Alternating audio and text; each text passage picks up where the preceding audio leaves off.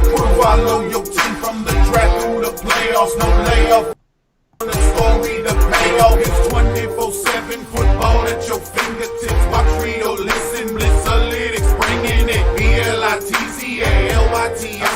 proudly presents Jack and George. Welcome to the Blitz.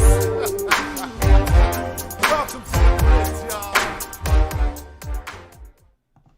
Welcome into the Blitz Breakdown, presented by Blitzlytics.com, where scouting meets analytics and you meet the newest crop of off-field talent. The Blitz Breakdown is also sponsored by Key City Brewing. Drink, Rebel, Repeat. Hope you're all having a great day, great week. We missed you last week. That is all on me. We have had some hectic stuff going on at Blitz, and so I apologize. Never again will we miss another Tuesday. Zach, I am here with Mr. Zach Gartin. Let me rephrase that. I am here with Blitzlytics Senior Scout, Mr. Zach Gartin, and somebody who's going to be coming in on the Blitz Breakdown for quite a bit, filling in, possibly on a part-time, maybe potentially a full-time, but then also you got a podcast on the way yourself with Mr. Roy Kunchman. So before we get into anything, Zach, you got any news announcements you want to give us, in terms of talking about your pod here? Thanks for having me on again. That podcast, the first episode, is going to be on December 2nd. I'm excited for it to come out. Second, it's going to be live stream. We'll have it out on YouTube, and I'll make sure to tweet it out and everything, so you guys won't miss it. Sweet. And so now for the Blitz Breakdown, we're doing something a little bit different today and probably moving forward. We're going to have what's called the Blitz panel. So we're going to bring in, obviously I'd like to get in as many guests on the show as possible, but we're also going to have somewhat of a background. We're going to have kind of an audience. We have the Blitz team on standby to kind of jump in and give their opinion, kind of call us out where we're wrong, laugh at our jokes, make us feel a little bit better. So without further ado, I'm going to introduce you guys to the Blitz panel for today. Joseph Yoon, Aaron Ducharme, and we also have Mr. Pat Pryor. How are you all doing today? Pretty good. How about you? I mean, I can't complain, but Pat?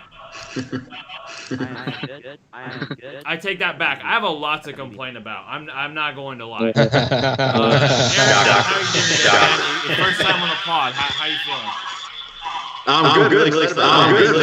And just, it's kind of nice. Getting to talk football for a while.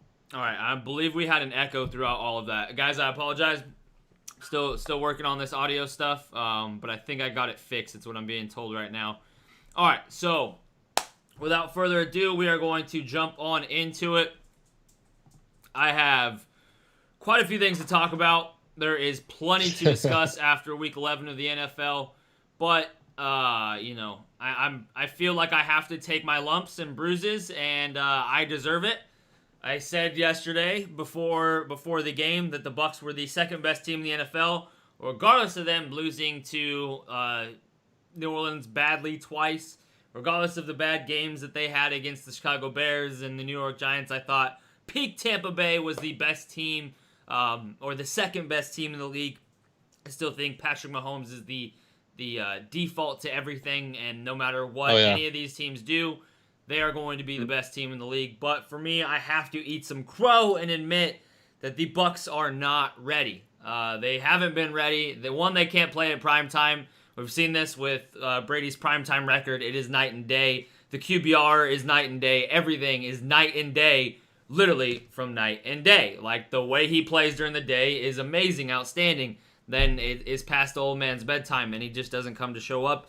But also, the whole team didn't really come to show up, and the defense didn't look good until the second half.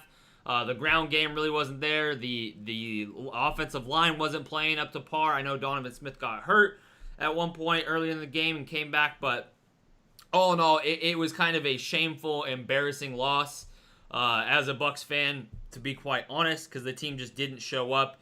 So I think when they do show up, when they are playing on all cylinders, when this fine-tuned motor has the right tune, so anybody that watches racing or Street Outlaws, you have to tune the car to the street, you have to tune it to the surface, and they just weren't tuned right to play the Rams, and they only lost by 3 points. So I mean, Brady can have one of his worst games of the season against a really good team, and they still only lose by 3 points. That means there is still hope, but unless they get it on track, I do not think that this is a team that is going to compete this year. I honestly am kind of regressing really, really big from where I said yesterday. If they can't get it together on a weekly basis, I mean, obviously they can get hot at the right time, but for me, I really do think that this team, from a standpoint of rhythm, from a standpoint of being on the same page, from continuity, and just having it all, even workflow like perfectly together, this team isn't ready. I just don't see them really. I think they will put up a fight against KC this week, but I just don't think that this team is what I was hoping that they would be, and quickly how the mighty have fallen in just a week's time. Zach, what is your take on what you seen last week? So I got a couple things. First off, Tom Brady does not look good when the lights are on. It's really weird, really contrasting from the rest of his career, but for some reason he's on that Florida time. He wakes up early, goes to sleep early. He's ready to retire, it looks like. But in all seriousness, he's missing throws and reads that he usually makes. Like that last pick, the safety was rotating from a cover 2 to a cover 3 look, kind of being that middle of the field guy. And he decides to throw it towards the rotation, which I think is weird. When the seam on the other side looks a little bit more open, that guy can open his hips. But if he darts that into the seam on the other side of the field, opposite of the rotation, that's probably a catch for a first down. Instead, he tries to fit it into his tight end, Cameron Brate, on the right side, cover 3 safety, and it ends up being a pick because he overthrew it a little. And those simple reads not simple. I probably would mess that up too. But those types of reads are things that he used to make consistently in New England, and I'm kind of wondering why he's missing those. I'm not saying it's the coaching staff. I'm not saying it's him. Every quarterback misses reads. We saw Patrick Mahomes throw an uncharacteristic, inaccurate throw to ended up being an interception on Sunday night. So all these quarterbacks make these reads. It's just he's making them in situations where he doesn't usually. And that's where you start to get concerned with Tom Brady a little bit and his consistency overall. He's still playing really well this season, so it's not, shouldn't get too concerned, but it's something to keep an eye on moving forward for sure. But then we have to give props to this Rams defense that's been playing fantastic football for most of the season. I mean, Brandon Staley's probably going to be a head coaching candidate this year and will definitely be a head coach in probably about 2 years or so because of what he's done with this defense. Darius Williams did a fantastic job on Antonio Brown and all those receivers. And Jalen Ramsey's the best corner in the league. I don't know what else to say. Jalen Ramsey is that good. He is that good, but I think Mike Evans kind of won a majority of those. I mean, there was two PIs that he got. Two PIs and 2 catches. So I don't know, if you really want it, but he had a hell of a game, especially the first half, first quarter in particular. And then they kind of went away from him. They also went away from the run game, which I think was a big thing. Oh, yeah. And it seems like they do kind of get in these ruts of play calling to where they can't call themselves out of it. They can't just revert back to what had been working, which was, run the game or run the ball, set up play action, predicate the run game. Don't try to get into a shootout. You don't have, just because you have all these weapons doesn't mean you have to get into a shootout every damn time. You can literally play small ball and then have Brady win in situations, in key situations on third downs where you need to. But I know the ground game wasn't working, but just keep with it. I mean, you kind of have to stick with it by any means necessary, by all costs, because if you don't, then they're just going to pin their ears back and get after the quarterback, and that's when Brady's at his worst, is when they just know that the pass is coming, and they don't even have to plan against it. They literally just going to, they're just going to sprint to the quarterback, and especially without Ollie Marpet, which I think been the biggest factor in the Bucs, not looking up to par. Obviously, they played good against Carolina, but the loss of Ollie Marpet, I can't go unspoken. And he's the best offensive lineman that they have. I think without him, everything kind of fell apart. And then they lost the AQ Shipley towards the last part. Not making excuses, but the Bucs were not up to par, and so that's going to be the biggest thing, the biggest factor. And I will turn this over to Mr. Pat Pryor and ask you, what is different than you're seeing from your old quarterback in Tom Brady? Is it just continuity? Or is he actually regressing from a decision-making standpoint as well as an arm talent standpoint? I think a little bit of it is arm talent. However, what I'm seeing is he can't hit the long throws. His receivers aren't making the adjustments. to come to him because everyone knows if Tom Brady's thrown to you, you go to Tom Brady. I think a lot of it is the fact that it's a completely new system, and he hasn't gone into a new system in 20 years. Everything has been built around him, and obviously this Tampa Bay offense is going to be built around him. But he still has to learn a new head coach, a new offensive coordinator, and he's had the same guys for something like 10 years now. I mean, honestly, it has a lot to do with him with these night games. I mean, every bad game he's had has been at night. You know, the first week we can chalk that up. I call that something different. That week one, they weren't in rhythm, and then apparently New Orleans never had the Bucs number before.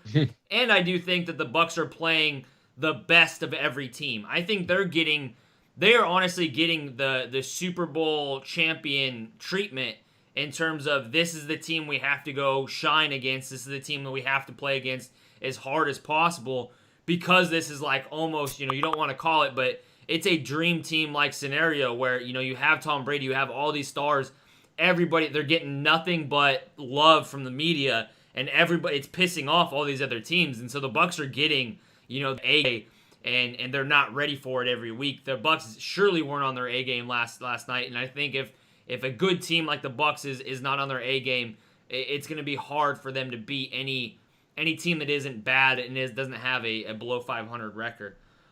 Gentlemen, Aaron, Joseph, you got any takes from Monday Night Football last night? And do you guys think that the Bucs still have a chance, or are they treading water now?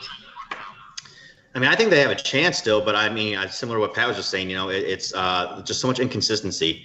The first game I think rather I got to watch Bucs play was against the Chargers, and that fourth quarter was so electric, man. They were just spot on, and then nights like last night, you just don't see it. So for them to have a chance, they had to play at the top and they had to play consistently at a high level. And right now they're just so up and down that it's hard to say where they're going to end up. They definitely can make some noise, but who knows? Brady's, it's no secret. Brady's never had weapons like he does right now. Maybe, to me, he's trying to throw a few more of those longer throws than he was asked to in New England. But it is a different system still. Maybe this system is kind of showing some of his regression as a QB. This late in the season now, we're getting to, the playoff pushes, and they really got to start figuring out if they're really going to have a chance. Joseph, anything you took away from either the Bucs or the Rams? I mean, are the Rams actually contenders this year? Do you really think that they can push Seattle to win the West? And are they Super Bowl contenders after a win like this? I think they're not quite at the Super Bowl tier just yet, unless they just somehow magically win the division. But it's possible that they win the division because Seattle's regressing of late due to their horrid defense they have, and Russell Wilson can only do so much, and DK Metcalf can only do so much. And the Rams defense is really good and full of talent, such as Aaron Donald, probably the best player in the game today, and Jalen Ramsey is just one man eraser on the field. But for the Bucs, it's just, I don't know if there's a disconnect between the OC Brian Leftwich and Brady, or Brady being uncomfortable throwing the verticality in Arian's system, even though he's thrown quite a few of those, and the chemistry of the receivers is off clearly in the deep part of the game, because he's throwing bombs left and right, and they're missing by like inches, literally a few times. Yeah, it really does seem like they are only just a few inches off. A majority of these throws, it's not like he's letting them sail. It's not like they're getting, like, the ball's getting away from him. I mean, he's missing them by this much. It's not a lot. I mean, that the one to Mike Evans over the top, same thing. One to Antonio Brown over the top. I mean, he barely missed them. But I will say this: I do think the Rams are a legit contender in the NFC, because there isn't a legit contender in the NFC. I think that minus, New Orleans is a team to beat. And I do think that the New Orleans does play down to competition. I think they play their division very well. But I do believe that they will possibly struggle. Who are they playing? I think they play, Chicago this week? New Orleans plays Denver. Denver. Oh, okay, yeah. So another tough defense. I'm close. It's going to be another Vic Fangio type defense. It's going to be a closer game than I think it should be. I think New Orleans obviously wins this game. But I do think they allow Denver to kind of make it a game. especially if it's so. I think it's going to be a little bit better, a little bit more of a competition than it should be. New Orleans kind of does seem to play down to that, but I think it's between. I mean, obviously, if we're taking the Bucks out of this scenario, which again they could still get hot at the right time. There's still 5 weeks in the season, or 5 or 6 weeks left in the season. We're gonna get some games left, or I think there's 5 games left for the Bucks, I should say, and they can turn it around. They can get hot. Thank God there's no more night games. Like, that's all I gotta say. Thank God Brady can get to bed on time. We don't have to deal with this. It'll be nice. The old man will get some rest. Big games in the playoffs, but yeah. Hopefully the NFL works their magic. You know how everybody complains and bitches about Brady and the refs. Then maybe this year, they can fix and finagle that schedule a little bit for us. So we're playing morning games. At least the Super Bowl isn't completely at night. It's like a midday, to afternoon game. So he'll be in bed. He'll be in bed after the Super Bowl if we end up getting there. Oh yeah. Yeah, he's playing. During the night games, he's playing like he's eligible for his AA Part E card. All right. Speaking of New Orleans Saints, Taysom Hill got the job done this weekend after the entire league's worth of media believed that it was going to be Jameis Winston. There wasn't a single soul. Nobody I heard, not one single take said start Taysom Hill over Jameis Winston. Jameis Winston led the league in passing yards last year. Jameis Winston also led the league in turnovers last year. So I can understand them not wanting to turn the ball over, not wanting to take the risk. But who would have thought that a Taysom Hill-led offense, in which he played pretty well. As a quarterback, he played pretty well. As a mobile quarterback, I think he played great. I think he ran the ball when he needed to. He escaped pressure. He avoided sacks. He did everything you're supposed to do, and he didn't turn the ball over. That was the biggest thing. He did the complete opposite of what Jameis would have done. Jameis probably would have scored more points, but he also would have allowed the opposing team to score more points. Zach, what was your takeaway from this? And can the Saints continue to win with Taysom Hill under center, or is this, until we get some film on him, they don't know how to stop him? So first off, I want to say congrats, Sean Payton. You are doing what you always do, being super petty with anybody in the NFC South and deciding to start the less talented quarterback, I still believe it, and still win by 20-something points. I hate Sean Payton, personally. Don't like him at all. But congrats on that. You're doing what you do best. But Taysom Hill, I kind of see him right now from just one game. This is a really small sample size against a not great Falcons defense. We should take that into account a little bit here. But Taysom Hill looks like a slightly better Tebow. I mean, should have had a pick, probably. He threw a pretty bad duck, but it turned out he was hitting the leg for that one that I saw that on Twitter afterwards, that he was hitting the leg, messed up his launch point, and messed up the launch of that ball. But he still should have thrown a pick later in the game. I believe he threw it right to a defender, and the guy dropped it. So overall, I don't think he played bad, like you said. I think there's definitely improvements to be made in the passing game for him. But running the ball, he looked like he always does. Pretty dynamic. I was just happy to see, those snaps that would usually go to Taysom Hill, those wildcat snaps. I'm happy to see them actually using Alvin Kamara for that, like they should be overall. But, I mean, do I think they can win? I honestly don't know. I think once they play better defenses, I think it's going to get a little tougher for Taysom Hill to really do what he does best, especially on a down-to-down basis. And I'm really curious to see what happens. Sean Payton, are you going to keep working your magic of being a great offensive play caller and a great offensive designer and all that, or is it just going to regress like I'm kind of hoping it does, because I don't like Taysom Hill or Sean Payton? What is this personal vendetta? Well, Sean Payton just has been petty to the Panthers for years and years. And it's been really annoying to watch over and over again. So whenever I get a chance to take a shot at Sean Payton, it's a nice day. I'm right there with you. I respect that. I hate to say it, but I do respect the hell out of that man. I mean, he is a great coach. And I do completely agree with you, though, that was like one of the most petty things I've seen him do. But he does a lot of petty things on the field. Running up the score on against division rivals, like he does a lot of stuff that like I can't stand. But if it was my coach, I would love it. So do you remember when he called out that one dude for choking and then proceeded to lose the game? Oh yeah, or like how he retweeted White's comment or tweet this week. About how. Yeah, how they shouldn't have started. They shouldn't be starting him. there's quite a few of those little things that I just kind of find to be hilarious, and it's entertaining. But do you think that Taysom Hill is going to be the quarterback moving forward after Breeze retires now? The fact that Peyton showed, hey, I can do this with this guy. Like, I am this good of a coach. He is everything I said he would be, and I don't need a Jameis Winston. Like, is this Taysom Hill's team come 2021? I hope not. I don't want to see that in the league personally. I watched Taysom Hill play. It was boring. I hated it. I hated watching it. Maybe it's just my personal vendetta against the fact that he gets snaps, but I just didn't find it very fun to watch. So from a fan perspective, it was not enjoyable. But also, if Taysom Hill keeps playing like he did, careful with the football. I mean, he did throw one possible interception, but right decisions for the most part. He'll probably end up being the starter in 2021 just because there's no reason to keep Jameis on the team when you're already paying your backup quarterback $16 million overall or a year. I can't remember exactly what the contract looks like, but paying your backup quarterback that much, you might as well just let Jameis Winston go to like the Bengals or the Bears or something next year. I could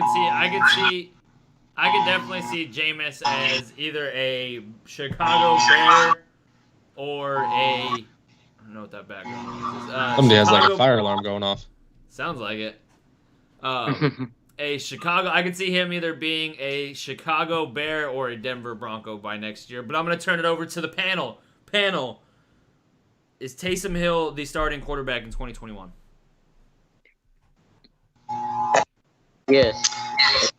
Retires. Aaron? Yeah, I don't know. I think it's telling that that Sean Payton chose Hill over Jameis. So we haven't seen him since he talked about this eye surgery he had. We haven't seen him. What he's learned from Drew Brees and Sean Payton, things like that. So there's clearly a reason. I was one of the people with everyone else in the world thinking it wouldn't be Hill starting. Hill's still got things to work on, no doubt. But Sean Payton just does prove to be a magician half the time. So until if we ever get to see his chance to see, Jameis Winston, it's clearly looks like it's gonna be Hill moving forward. Yeah, it's the best case scenario for Hill is that he turns into Jared Goff to pay where he's asked not to blow games, but to manage it. Yeah, I have a take on Jared Goff too that I didn't get to when we were talking about the Monday Night Football game. Feel free. But Yeah. I can. The Rams should look for a quarterback in 2021. I'm just saying. Goff is not it.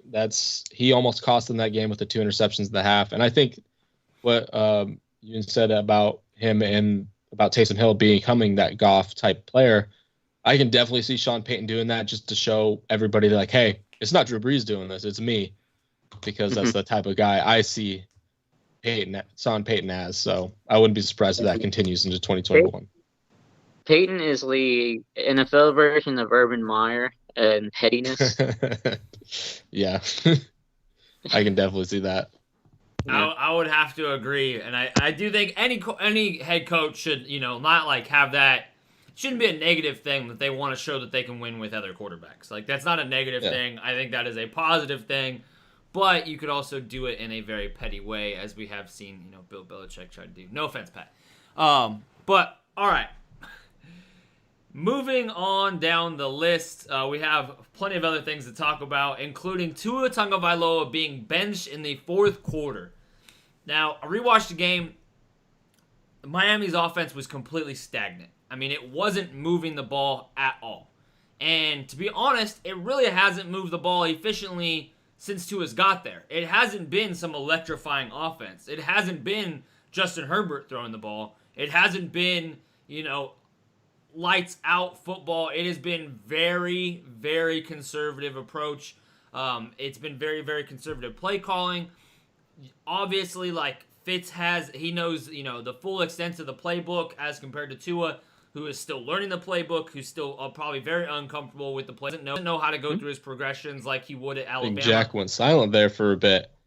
You guys hear me? Can you hear me? Now I can hear you, yeah. Okay. Yeah. All right, well, You guys couldn't hear me. They still could. So, all right, anyways, as I was saying, what was I saying?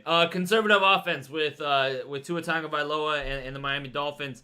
They were very conservative, and the idea being is that this defense can win games as long as the quarterback doesn't turn the ball over. And what does Fitz like to do at least once or twice a game? Turn the ball over. It happens, but Fitz's production is higher than what Tua's is. Tua's a very, very accurate quarterback, a very good quarterback, a very smart quarterback. He does not he does not make very many risky decisions. But come fourth quarter time, when they are down one score, they need a touchdown. They need some type of momentum. They pull him and they throw Fitz in. Now they did this just a few weeks before. And he won the game. What's that? You're cut in and out a little bit, but we get what you're saying. Go ahead. All right. Sorry about that, guys. Let me see what I can do to fix this a little bit. Luckily, we're recording on this end, so it should be going through. You guys just may get cut out a little bit on Skype. So we'll just proceed forward as if you hear me cut out, just like we're just going to roll through.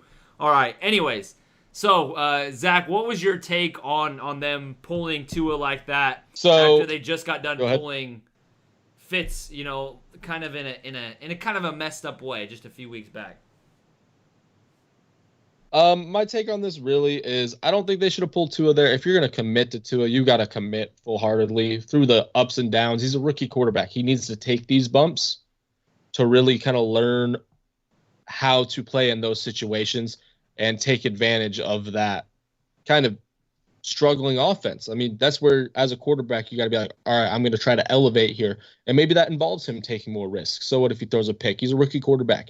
You're outplaying what everybody thought you were playing right now. You're reaching the top high end of your potential this season, and having a bad game against a not good Denver Broncos team is kind of showing you are regressing a little bit back to the norm of what we all thought Miami was going to be this year. Brian Flores has coached the hell out of that team. And it's okay to see Tua struggle. So I don't think Brian Flores pulling him was the right decision. I think they should have stuck with him through the end of the game. There was still a one-score game, I believe, when they pulled him. It was either a one-score game or a 10-point game, but they were still very much in the game. So I would have liked to see Tua get some chances in crunch time to see if he would have taken a little bit more of a risk, throwing the ball downfield and all of that to make a play there. And do I think this is bad, like a bad look for Brian Flores? Yes. Do I think it's an indictment against him as a coach? No. He's coached the hell out of this team. I think he's also just taking some lumps here, learning when to pull quarterbacks, when not to. He's always been kind of quick with the trigger to pull quarterbacks, I've noticed. So this isn't so much out of the norm. I just wish he would have stuck with Tua. Let him get those lumps. Let him make those decisions that either win or lose a game. 100% agree. Heading on over to the panel, what is your guys' take on them pulling Tua so fast? Do you let Tua sit in there and make the mistake?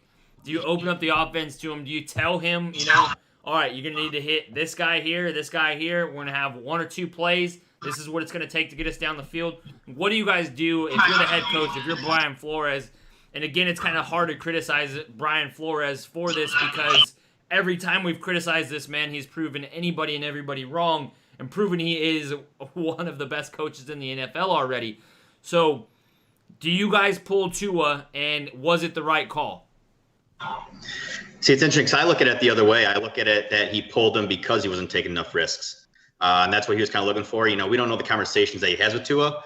So I pulled it as, hey, we need to get this offense going. Maybe I told Tua on the sideline, we need to get this, take some shots here and there. Maybe he wasn't. So I saw it as he's trying to get a spark going, with those risky throws that we all know Fitz likes to do a couple times a game. Pat, Joe? Yeah, I saw this. Yeah, I saw this move coming a mile away since the OC was hired, Chan Gailey. He's known for his conservative offenses, and the plan is quite evident for Tua in this first year because they're treating him with kid gloves, and they're gonna be really conservative with him to start off with before unveiling the whole playbook. But I would have let Tua sit in there and take his lumps. He's going to be a rookie and he has to learn at some point. Why not let him learn on the job instead of just sitting there on the bench and let Fitzmagic take all the reps. He needs the reps clearly. So I think Brian Flores made the wrong decision there, and he's leaning towards more conservatism in the offense, which is a downgrade given the high price free agents they brought in to compete.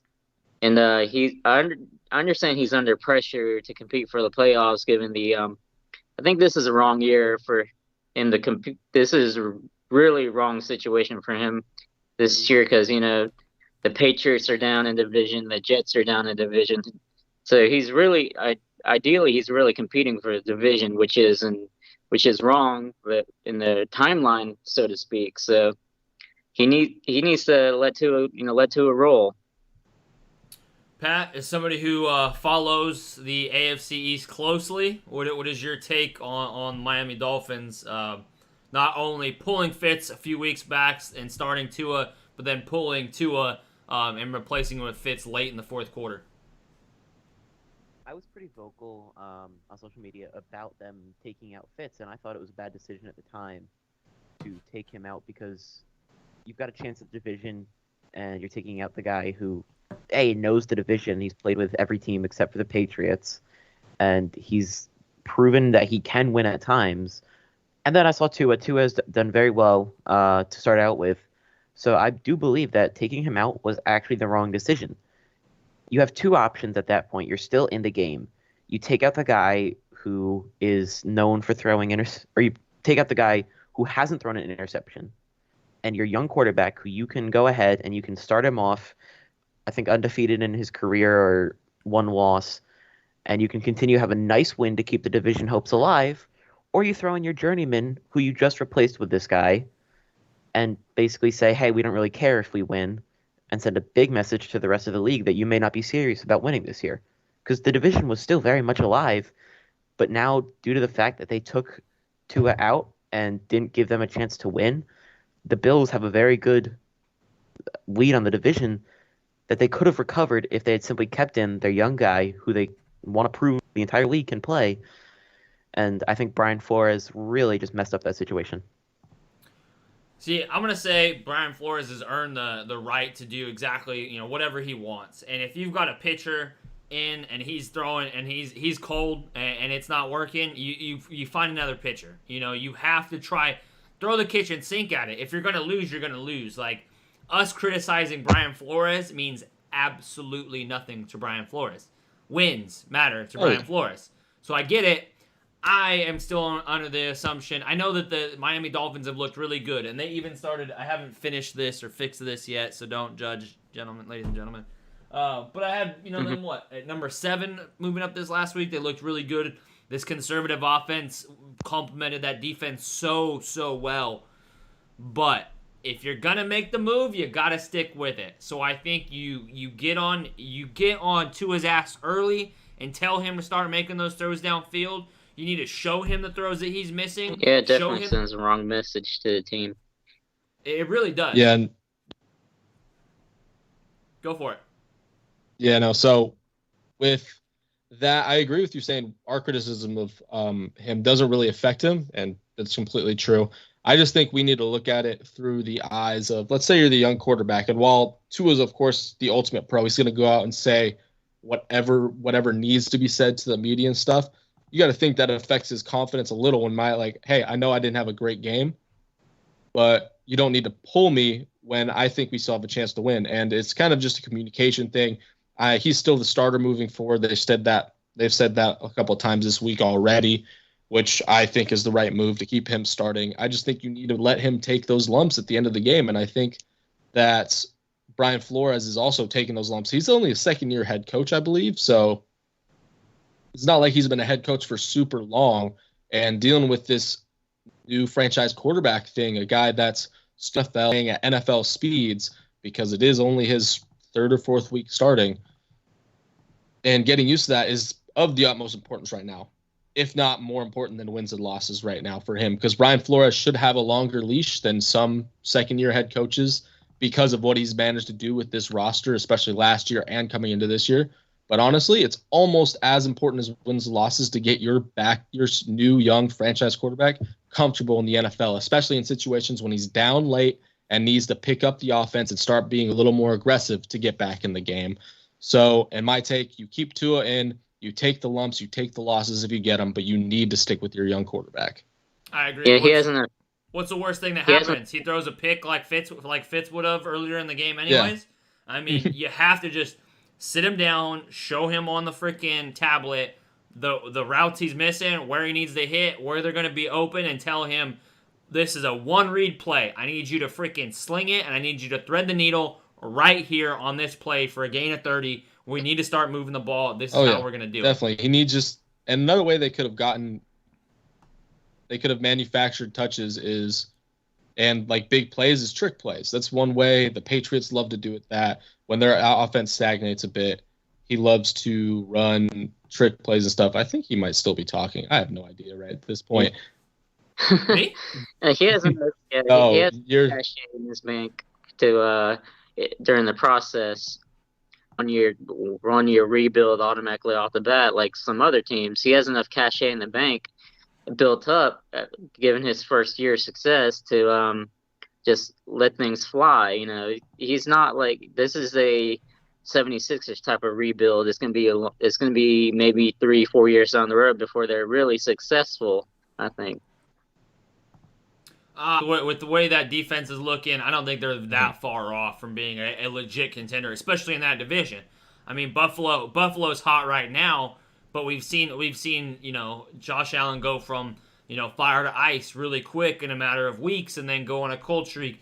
Typically he ends the season on a hot streak. He's done it every year since he's a rookie, and I expect that even with a tough schedule. But yeah, this last game right here basically all but sealed the deal for Buffalo to win the division. They would have to completely implode after they have a 2-game lead right now. They would have to completely implode to not win this division.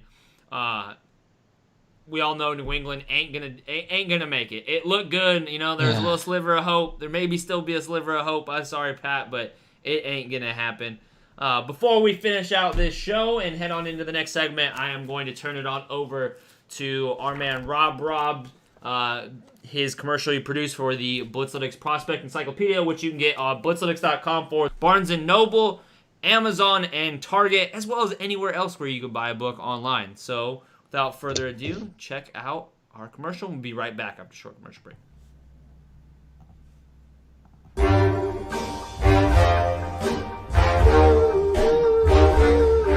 From who's in and who's out within of you, breaking news, separate lies from the truth with the rumor proof. Follow your team from the draft through the playoffs, no layoff. We stay on the story, the payoff is 24/7. Not the commercial. I don't know what happened, but we are back. I will have to edit that on in. Oh man. All right. It is I miss Rob. I'm just gonna say that one. Yeah. All right, jumping on in. You have your AAF hat on, or your XFL hat on, I should say. XFL, we are baby. big AAF/XFL fans here at Blitzlytics. The Blitz Breakdown has been covering the league for quite some time. We were heartbroken to see it fold, but before it did, PJ Walker, somebody who has been dogged since day one of his career, dating back to Pop Warner because he was too damn short to play the position, has proven that he can play the position. Not only has he proven that he could be what should have been, and we can crown him the unofficial XFL MVP, as he was 5-0, destroying it down there in Houston. Mr. PJ Walker got his first start in the NFL. He is the first XFL player to ever win a game as a quarterback in the NFL, I believe. No, that's not. That's BS, because I think there was Tommy Maddox played for the XFL back in the day. Probably. Yeah, there was quite a few. I take that back. So that's BS, but kind of sorta in this last century. How about that? We'll put it there. Yeah. There we go. What was your take on PJ Walker? What does this mean for the XFL? And what does this mean for shorter quarterbacks? Have we basically just gone away with that measurable after guys like Kyler Murray, after guys like Russell Wilson, and now the PJ Walkers? Are we done questioning, how tall you have to be able to play the position? Yeah, so first off, MVPJ, let's go. I'm wearing the Guardians hat. That was the team I covered for my podcast when it was going. But I'm always a PJ Walker fan. Anybody from the XFL having success in the NFL is a good thing for that league. It just shows that spring leagues are important because they get quality guys chances at snaps to earn spots, even if it's just a backup spot. Because while PJ Walker played really well for being a backup, he still played like a backup, making kind of some brain-headed decisions, bad decisions in the red zone, leading to 2 picks there. But he still showed signs of being a really good quarterback that we saw in the XFL, and it's good to see guys get that chance. And it's important to see spring leagues work by giving guys chances in the NFL to be backup players, to be rotational guys in the league. It's really good to see. I really just love seeing XFL be happy. And then also with the stereotype of quarterbacks being short, I think we're kind of through with that. I think it's important to realize that, like, hey, it's cool if this guy's tall. This guy's got the frame for it, the body for it. Like, nobody's going to knock you for that. But it's important to realize that you shouldn't really be knocking a ton of quarterbacks if you see them play well, even if they have a short stature, because it's being shown, proven again and again, that that's not the end-all, be-all of quarterbacks. So we've seen Drew Brees do it at like 5'11", 5'10". We've seen Russell Wilson do it. We've seen now P.J. Walker do it. Kyler Murray's done it. So while I think you need to be a little bit more mobile to be that shorter style of quarterback, you still can do it and be successful in the NFL, and that's really good to see. Gentlemen, what is your guys' takes on P.J. Walker with the Carolina Panthers getting the first win, getting his first win? Yeah, I think it's a great first step for someone like that. You know, it's kind of funny. You can relate to the real world where, you know, a lot of times in the real world, it's who you know, not, you know, what you know half the time. You know, I definitely think it played a big role that he played with Matt Rule at Temple. So he's going to be familiar with that offense coming in, to be a lot shorter, you know, learning time span as far as picking up the offense. So, you know, that played huge for him. You know, yeah, I agree. The height measurement's out. You know, as long as you can understand the offense, you know where your guys are going to be. You know, obviously routes are a lot of timing, not necessarily anything else. So, you know, as long as you're able to see the field, read it, know the offense, understand where your teammate's going to be, you know, why can't you be successful? There's too many examples of that being the case nowadays. So, yeah. So why not be 6 foot and be successful as long as you can, you know, put the ball where it needs to be for your teammates and let them go make a play. Pat, Joe? Yeah, first of all, shout out to the reigning XFL champions, my Houston Roughnecks. Unofficial. And PJ Walker, the MVP of that league. It was a good first step for him, I think, and for that league, it proves that the spring leagues are a viable way to get your way into the NFL, even though the COVID situation is a little shaky right now. But yeah, he played well, except for those 2 really, really bad interceptions. But given that it was his first NFL start, you know, I mean, I'm not going to knock him too much. But like everyone else said, the evolution of the college spirit concept going to the NFL in the past several years has allowed shorter quarterbacks, you know, to flourish in the league. And Joe Brady, another future head coaching candidate, you know, is another cog in that machine. They started Walker just for the XFL and the ramifications this is going to have. I know we're not getting hit at least until I think 2021, but just the fact that they started him is going to say to a lot of guys who may want to retire and go start a normal life, is going to say, hey, you know, we can get guys jobs. And again, he didn't have the greatest day with 5 touchdowns and no interceptions. He struggled a bit, but it's certainly a stepping stone to making the XFL look very legit, which it is, and basically not saying it's a developmental league, saying that it's a league that can hold its own while also giving the NFL an extra pool of talent. And I think it was just a huge move by Matt Rule, and it's great that they have that connection to give the XFL a lot more legitimacy moving forward. Yeah, I agree on that. I think that was the biggest takeaway, is that now you can say that the XFL is a legitimate league. You can now say that this is a developmental league that can bring in talent. That there is too much talent out there for the NFL itself to hold it all. That there are going to be guys off the street that can walk in day one and play. And there's guys like a PJ Walker who, Andrew Luck had been, clamoring for and had, if not for his height, he would have been the backup quarterback for the Indianapolis Colts. Andrew Luck literally called his father and told him how good PJ Walker is or was on the practice squad and on the field, and that he can do it all. He's got the athleticism, he's got the arm talent, and it does not matter. I don't care if he's 5'6", if he's 5'8", or if he's 7 foot. The man can throw the ball, the man can run, he can scramble, he can do everything you can ask of him, and it was an outstanding performance. Do any of you guys think that he even gets back to the XFL, or do you think after a performance like that, I mean, it wasn't outstanding. It wasn't like he lit it up, but it was a near flawless performance. Yeah, he played really well, especially considering the situation going on with him. It's his first game. He's going to make those mistakes in the red zone. Everything's tighter. Everything's faster. First game in the NFL, you're realizing that. You're making those decisions. You got to make them a second faster than you did even in the XFL, because while there's talent there, it's still going to be a step slower than the NFL just because of the level of talent. But it's really good to see him making most of those right decisions. That ball to DJ Moore along the sideline for that touchdown was one of the first good deep balls I've seen from a Panthers quarterback in about 2 years, and it was beautiful to see because Teddy's fun and all, but he's not a great deep ball thrower. Kyle Allen is a terrible deep ball thrower. So it's really nice to see somebody come in and actually hit one of these Panthers receivers in stride down the field.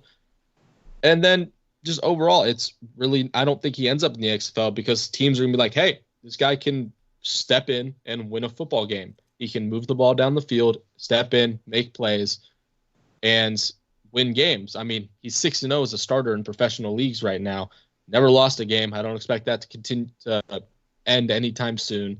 And he's starting over former third-round pick Will Grier. So I think it just goes to show that, first off, the XFL is a great place for guys to go if they need a little more time to develop versus going to a practice squad and never really getting developed because those guys are focused on winning and not developing players. And it just goes to show PJ Walker was a legit talent that should have been on a roster a lot sooner. Not only is he a legit talent, the NFL. So he landed in the perfect situation with Matt Rule, like Joseph had just talked about. I mean, he fit in the perfect situation. Like there wasn't 31 other teams that would have been a better fit for him than this one right here. So I do think him being familiarized with the system, being comfortable in the system helped. But he's a baller. Like there's no way around it. This man is a baller.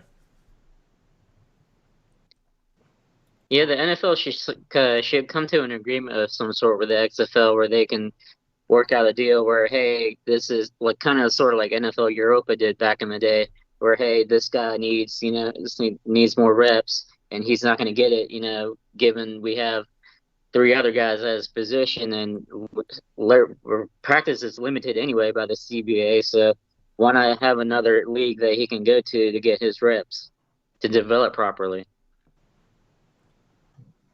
I agree. I think what the XFL brings is an addition of talent that the NFL has desperately needed. I think with The Rock owning the XFL and not Vince McMahon now, I think that is going to bridge the gap between the two.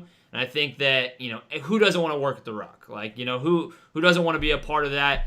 Especially with The Rock being a former football player, somebody who aspired to be in the NFL and didn't make it and knows the grind of trying to get there and having to go settle for, a CFL stint, stuff like that. I think that he really is going to focus in on this becoming that developmental league. And I'm sure, I really do think that the XFL probably doubled in its, I really do think that its stock rose like exponentially after this performance from PJ Walker. One man, I know The Rock is the one man and his ex-wife Denny Garcia. So one man, one woman saved the XFL. But if it wasn't for them two, I think PJ Walker definitely has his hand in the success of that. We will say this: 2022 is when they are coming back, not 2021. Yep. So we got an extra year. 2021 is going to be here in like a couple weeks. It's going to be here tomorrow, basically, with how fast this year's gone. But 2020 isn't over yet, guys. It's going to linger into 2021. So we're not going to get the XFL. Hopefully, we get fans back in the stands. We get all that good stuff. But it is going to be weird. We're going to have playoff games. I mean, it was weird. It was weird just to hear real fans in the stands last night. I mean, how weird is that? That now, like, the norm is now becoming something different. But in terms of, playoffs are going to be coming up 4 or 5 weeks, 5 weeks, 6 weeks, something like that, 7 weeks, 6 games, something, whatever it is. It's coming up quickly. Like I said, I can't even keep track with times because 2020 has been so crazy and hectic. But from the outside looking in and the inside looking out, which teams inside the playoffs are at risk to not make it and vice versa? I will start with the panel. I'm going to switch it up a little bit. Guys, give me each a team that you think is either in, that won't be in, or a team that is out, that won't be out when it is all said and done. Right now, Philadelphia's in. I'm not sure what's going to happen in the NFL. It is far too early to determine anything, and I think it's a very good chance that it is crazy to say this, but the 3-7 Dolphins could, or 3-7 Giants could have a legitimate shot. I think if they win this week, they're instantly in, and I think the Giants, Washington, and Dallas, I think all have a better chance at the East than the Eagles. I think the Eagles are just looking more and more dysfunctional than these other NFC East teams. So I'd have to say the entire NFC East may be looking in, and none of them have more than 4 wins right now. So sad. I almost was going to say minus the NFC East, because I'm sure we could talk about any 4 of those teams. Yeah. Possibly. They're kind of like outside looking in, inside looking out. I mean, you can kind of flip-flop any of them right now. I guess the Eagles and Doug Peterson settling for that tie looks so smart now, even though it's blasphemy, if you ask me. That's Mike Greenberg. What's your take, Joe? What's a team on the outside looking in or inside looking out right now that you think will flip flop? I think the winner of the Titans-Browns game will probably get in mostly, or has the highest chance to get in. The loser of that game is really in a tough spot. But the outside looking in team, probably the Ravens somehow sneak in somehow. But the Titans have a really tough schedule to finish a year, and the Browns have somewhat of a lesser schedule, so to speak. But I think the Ravens may have a chance to sneak in, given their talent, but they really need to improve their offense because Greg Roman's turning into not the greatest offensive coordinator in the world. But we'll see. I think he's an outstanding offensive coordinator. I think he just can only have like a 2-year stint of success before it really falls off. And I think we're in like a year and a half into the success, and it's just not panning out. But the Jim Harbaugh of offensive coordinators. Yeah, I think his stuff is a flash in the pan, and it's good until it's not good. But then again, if Lamar Jackson was accurate, then I don't think we would be talking about Greg Roman in this light. You have to have an accurate quarterback, and I don't know if he's ever really had the most accurate quarterback. He's had some very athletic quarterbacks, but I think when Tyrod Taylor is your most athletic quarterback you've ever coached, then it's not really good. Aaron, what's your take? Who's on the outside looking in or inside looking out that you think will make it or will not? Yeah, I was actually looking at myself at the bottom of the AFC projection right now. Raiders, they've been a little inconsistent, as have Baltimore. Baltimore has a talent to be in. You look at it last year, what they did last year, you'd like to find that magic again. Raiders, one thing we haven't talked about today is Derek Carr looked phenomenal. He looked like more in line with the MVP candidate we saw a few years back. So, if Derek Carr plays like that rest of the season. You're the first person on the Blitz Breakdown to ever have anything good to say about my boy Derek Carr. You're the first one. I want the core to hear this. Somebody actually said something nice about Derek Carr, and it wasn't me. Thank you. Derek Carr lost that last week, and he had arguably the best game of his career minus that one little bad throw. It was, Yeah, it was such a fun game to watch. It's hard to go against KC, but he put his best foot forward, a phenomenal game, and if he can hold that form the rest of the year, Raiders should be in as well. They're definitely talented too. I think a lot of the Raiders' success though does fall on Carr and his consistency. If he kind of falters a little bit, I can see them slipping out and Baltimore taking their place, or possibly Miami, depending how they do it as well. So yeah, those last three spots there as well are definitely kind of interesting to see how they end up. All right, Zach, I'm going to turn it on over to you. Outside looking in, who do you got? So first off, since we were just talking about the Raiders-Chiefs game, and I want to talk about the Chiefs a little bit because they're one of my favorite teams to watch just because they're so fun. It's really interesting to see how, not to their level the Chiefs have to play for teams to be in games with them. Not to downgrade the Raiders' performance at all, but just watching the Panthers game versus the Chiefs or the Raiders game versus the Chiefs or any team that's really close with the Chiefs always play like a notch down when teams are close with them. But when they're at their level, almost nobody can hang with them. That's why they're the best team in the NFL. But if we're looking on inside looking out or outside looking in, the Browns I'm worried about because Baker Mayfield, bad quarterback play always worries me. And he's not been a great quarterback. I think they've been really helped with the bad weather they've been dealing with in the past 3 straight games. It's been really weird. I don't know if they'll ever play in a normal game ever again. But I think they've been helped with that because that really aligns to their play style. Good defense, really strong running game, whereas the quarterback play really has taken a back seat. And if that has to take a front seat, I'm worried they're not going to be able to hang with a lot of these better teams. And then outside looking in, Ravens and Dolphins have both been brought up, so that was the two teams that I was going to bring up as well. But then the Giants as well in the NFC, because I think most of the NFC playoff picture is pretty set, because outside those top 7 teams, it's pretty murky down in the bottom there. There's not a lot of other good teams that can hang with those 7 teams. But I think the Giants are probably going to win the NFC East because they have the most talent, the most young talent, the most explosive plays built into that offense. They've looked the most functional in some of their games, whereas the rest of the NFC East has looked pretty bad in almost all their games. At least the Giants have looked functional. No love for Washington football team. Nope, not with their quarterback situation. No. Alex Smith. Well, not with their offensive line situation. Their quarterback's pretty good. All right.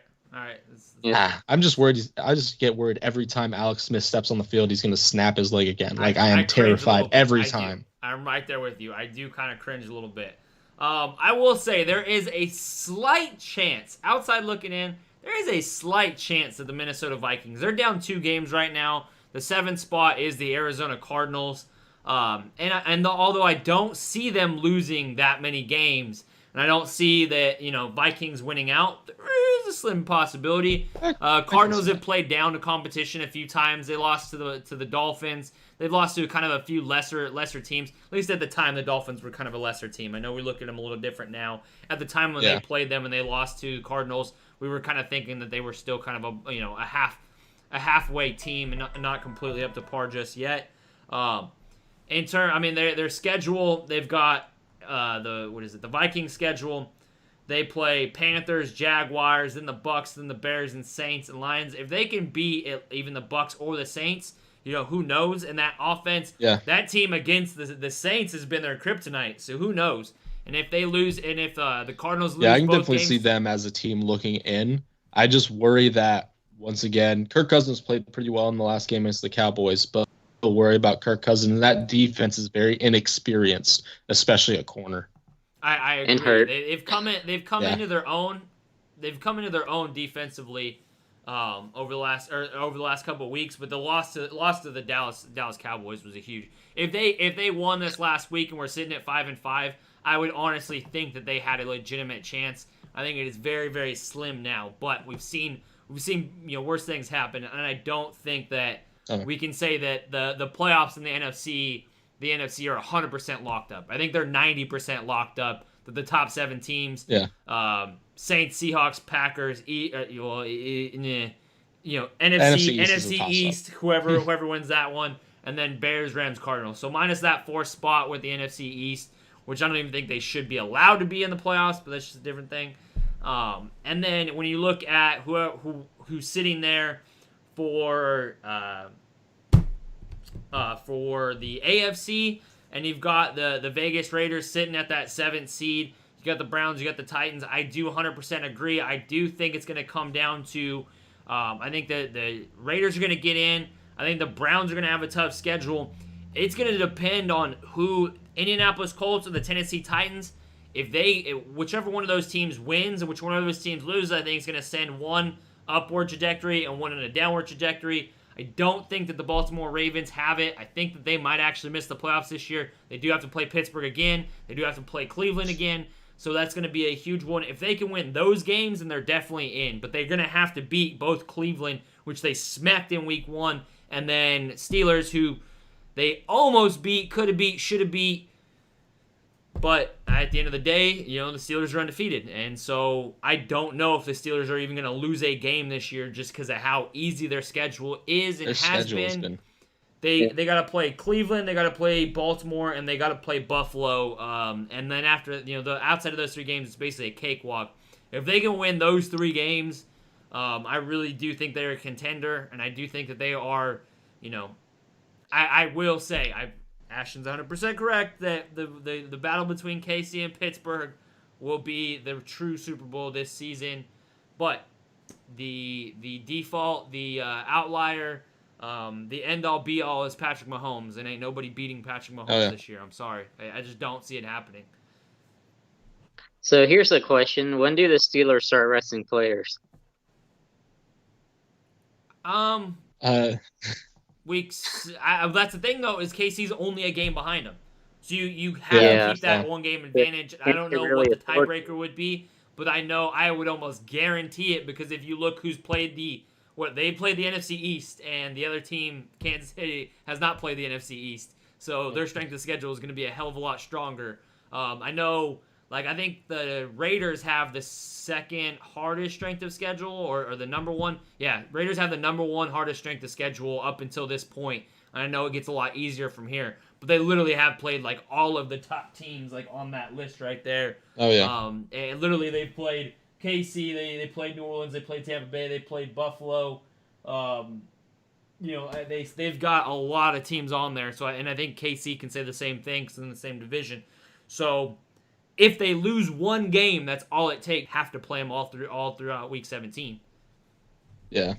Pull them fourth quarter if they can actually get a good first half in.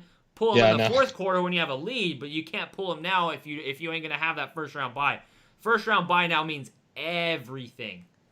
Oh yeah, definitely, because you're the only team with one. Yeah. So getting that extra week of rest, especially if they're the Steelers with Big Ben, he's old, man. He's old. He's coming off a really bad elbow injury that, while some people don't want to admit it, has affected his arm talent. He's not throwing the ball deep as much. That offense is a lot more horizontal and not as vertical as it used to be, which is fine. It's been working just fine. But getting that rest for those guys, and especially along the offensive line, if I remember correctly, they do have 1 or 2 injuries on that O-line. So getting that week of rest at the end of the season will be really helpful for them. So they need to get that week of rest. I will say kudos in the argument yesterday in the Slack and in our Slack debate of how good the Pittsburgh Steelers were or are, and we asked. I said, "What's their most important staple win?" And Cody, without hesitation, said the staple's holding that weak ass elbow together, yeah, or that old ass elbow together. So I will give kudos to Cody on that one. I did laugh my ass off on that one. All right, before we get on out of here and wrap this show on up, I want to jump into some superlatives, takeaways, anything that you guys have seen over the last couple weeks, any hot takes you guys have. Zach, this was what you added to the list. So what's your takeaway? Anything you want to talk about? Some fun teams? What you got for me? So I put that list down there, but I just want to talk about the Chargers uniform combos, which are fantastic. I love them so much. We talk about new uniforms every year because the teams are coming out with new uniforms more and more because that's kind of just how it works now. People love new uniforms. They want to see those new ones. And every single one, except for maybe the Buccaneers pewter, that's definitely a pretty good uniform. So good last night. It looks really good under the lights. Yeah. Yeah. but the Chargers knocked it out of the park. I don't think I've ever seen an NFL uniform reveal work out as well as that. Their dark navy ones are beautiful. I need one of those jerseys. And Herbert, dark navy blue jersey, anytime now, I'd appreciate it. Every single combo has looked good in my eyes. They're blue and yellow. They're all blue. They're all whites. It all just looks fantastic. And I've never really seen a uniform reveal and the first uniform season be received as well or look as good as the Chargers had. I gotta agree with you on that because they still kept the old powder blues, but then they added to it with the navy blues, which they did. I like the fact that they mix like different eras of their uniforms, and it's where they can kind of go back without fully going back. Like it's not a retro uniform; it's a new age uniform, but it's paying homage to the old stuff. I think the Chargers have done that better than anybody. I still think the Chargers need to rebrand. They never will, but I would like to see the Chargers rebrand. You can keep the same. You can keep everything. Just change your name. Change your logo up a little bit. LA fans hate you. They're never going to accept you. I'm sorry. Change it. Create a new fan base. That's all I'm saying is like nobody in LA likes the Chargers. Nobody in California really likes the Chargers. They had a very, very small fan base, and now they really have no fan base, and they're hated within their own city because they're still the LA Chargers. So, I mean, especially when the Rams are looking as good as they are, like good luck getting fans. But I mean, then in that sense, God, those are some ugly jerseys. Those are the ugliest things I have ever seen. Those are hideous. Every time I see them, I'm just like, it's so disappointing because they had it right there in their grass. Those beautiful, very simple blue and yellow jerseys. They were fantastic. You just needed to copy and paste, and they didn't. They could have kept the. I even like the navy and white ones. Like those were so good. Just keep it. Just keep it classic. Like I get maybe change up the tone a little bit, darken it up, lighten it up, add a little like highlights here and there, but they were perfect. Like you didn't have to mess with it. You have the great like to me, I think the Rams and the Steelers helmets are my favorite just because of the logo concept. Because of the Ram, it's the whole helmet, and then because of the Steelers, because it's a half a helmet logo. Yeah. Like it's classic. Keep it classic. You don't have to conform to the Hollywood lights and trying to be Mr. Fashionista. You know, over there in LA, like, keep it classic, keep it simple. Yeah. Like, I don't know, gentlemen. I'm gonna come on over to the Blitz panel. What is your guys' take away from Week 11? What do you got in the NFL? What's been your favorite moments, your worst moments? What are you hating? What are you loving? Pat, are you surviving over there as a Patriots fan this year? Like, are you gonna make it? Do we need to check in on you a little more on a weekly basis? I'm already gone in Patriots land. I still have to deal with this fan base who thinks, oh, there's a chance. Without winning out, they've got nothing, and they're not going to win out, unfortunately. I'm very excited for next year, ton of cap space, but this year's been a bust. However, it has been kind of fun to kind of pay attention to other teams. I've been such a hardcore fan of a competitor for so long. It is kind of fun to just take a step back and enjoy plays and enjoy fun games. Like when the Hail Mary happened by Kyler Murray, I was able to more appreciate the play rather than the Bills losing. So it has been kind of nice to do that. And it was the Hail Murray. Like you said, Hail Murray. Murray, that's it. Yep. Hail Murray, get it right. So, and like you just said, that was my favorite play of this season by far.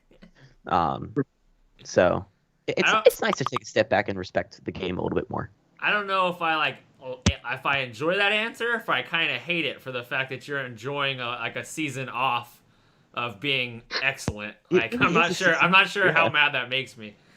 Joseph, where are you at with the NFL right now, and what's your takeaway from this season? Well, life as a Titans fan is fairly stressful because they love to stress me out until the fourth quarter. Unfortunately, every week. It's the most fun team to watch is probably Arizona due to their system and Kyler Murray and DeAndre Hopkins going off seemingly every week.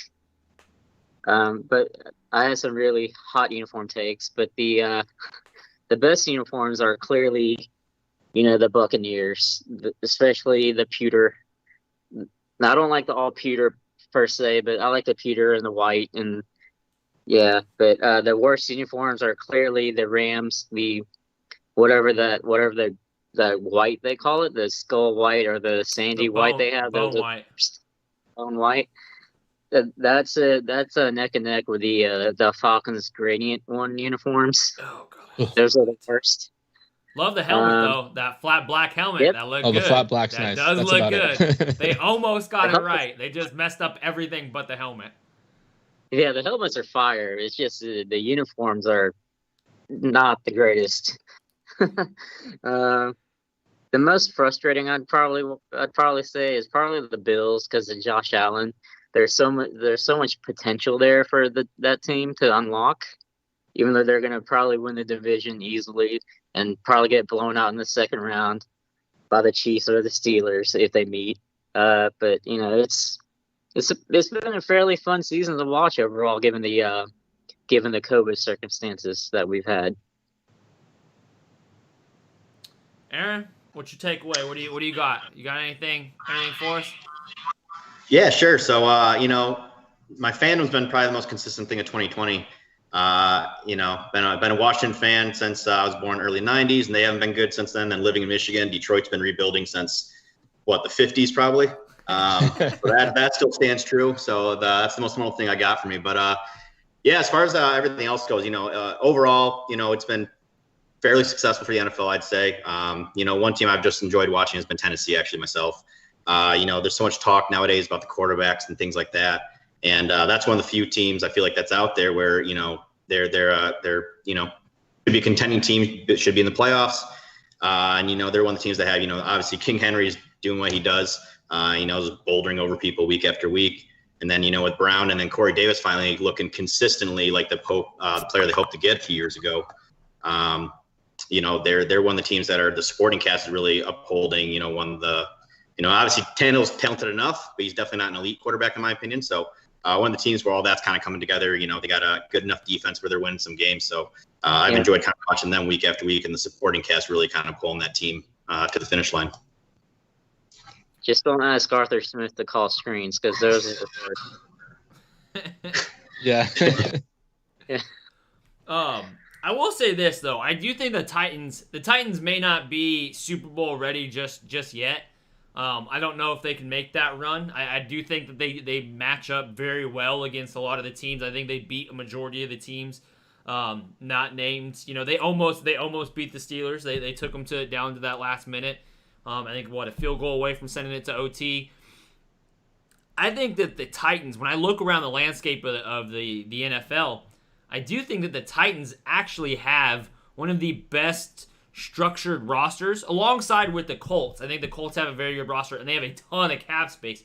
But the Titans are quarterback of the future. They have a solid offensive line with young guys in there. They have backups. They have good depth on the offensive line. They're able to lose Taylor Lewan and I wouldn't say not skip a beat, but stay at least competitive in terms of protecting Tannehill. You have Tannehill who doesn't turn the ball over. He's getting good money, but not astronomical money to where they're cap strapped from it.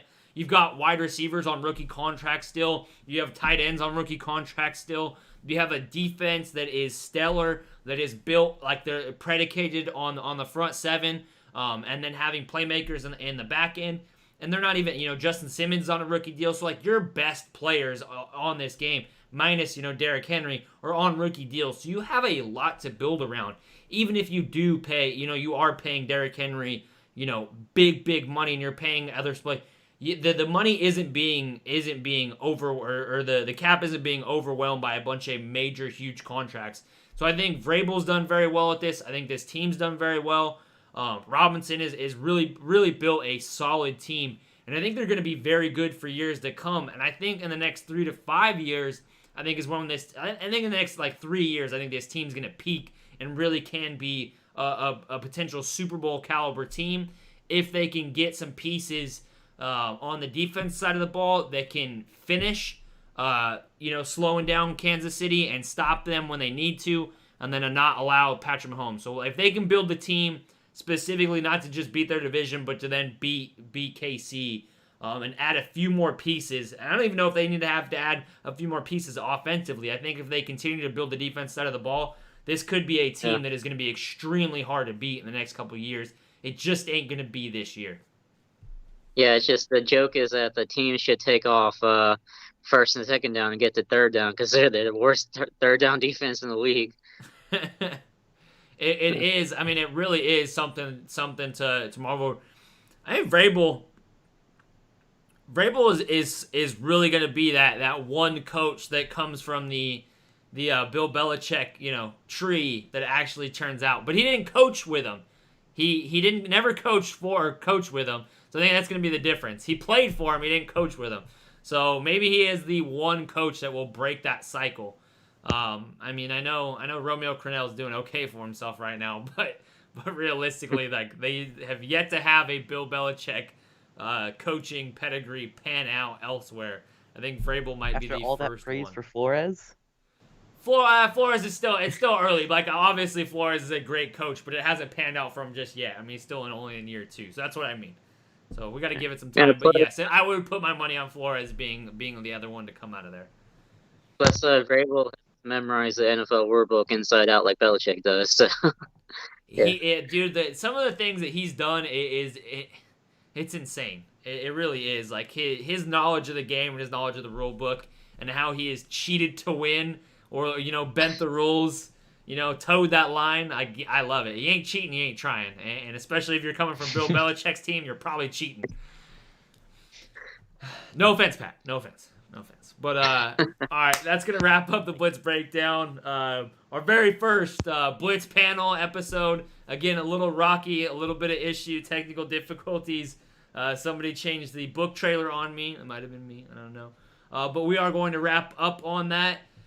Gentlemen, let all these people know where they can find you and at you on Twitter for any of these awful hot takes that you guys threw out there today. Joseph, where can they find you on Twitter? They can find me on Twitter at 2un20blitz. Aaron? Yeah, so I'm on Twitter's at Aaron Ducharme. My full name, no spaces, nothing, just one word. Pat?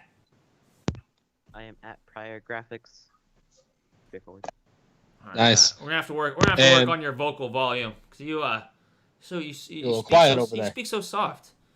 Speak so soft. I know you're a young man. You're still working on that grown man voice, but you just gotta speak up a little bit. Just gotta speak up a little bit, all right? Days ago, I forgot about that. But I will say this: it has gotten better though, Pat, because we've known you since you were a wee little lad, and you had this squeaky little voice, and you've slowly added some bass. So like every month, I feel like you add a little bit more bass to the voice. I like it. All right, Zach. I know they can find you at all22_addict. But tell these people anything else that you got, any hot predictions, any hot takes, and we're going to get on out of here. Rams win the division. I think they win it over the Seahawks. And then you can also don't forget, On the Clock podcast with me and Roy is going to come out on December 2nd, the first one. Be there to listen. We'd appreciate it. We'd love to have you there. And then also I got articles coming out on Blitz about all the opt-out guys. So try to read those. I tried my best to give some good feedback on those guys. Once again, thank you for tuning into the Blitz Breakdown, presented by Blitzolix.com and sponsored by Key City Brewing. Drink, Rebel, Repeat. Goes on Barnes & Noble, Book Baby, Blitzolix.com, anywhere books are sold. Blitz out. Oh.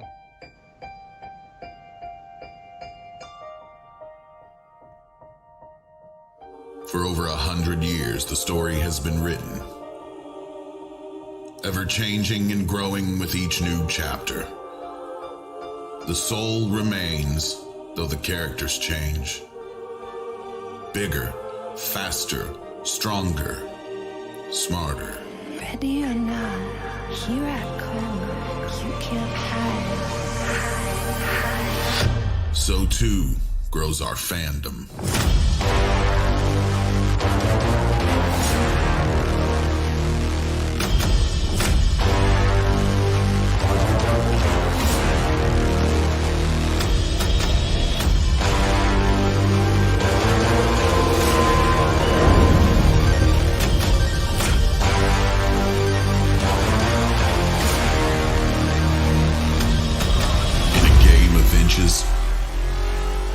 Start miles ahead.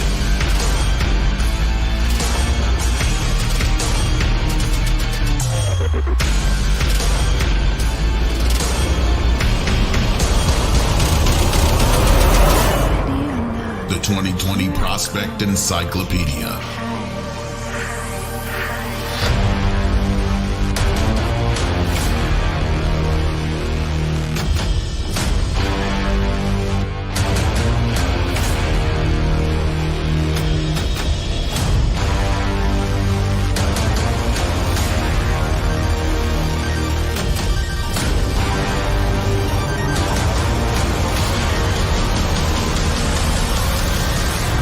This September, available on Amazon.com, BarnesandNoble.com, and Blitzalytics.com.